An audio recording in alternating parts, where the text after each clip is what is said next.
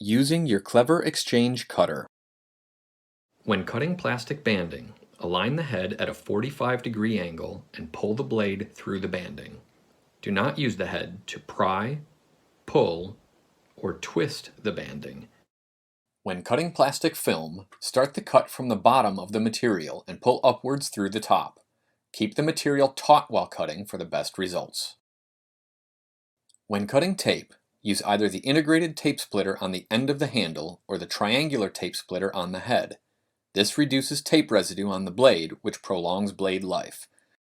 When cutting boxes, align the cutter opening at the corner or edge of the box.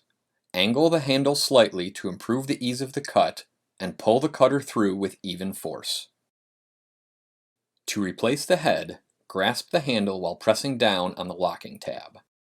Firmly grasp the plastic portion of the head guard and pull the head from the handle. Please dispose of the head safely.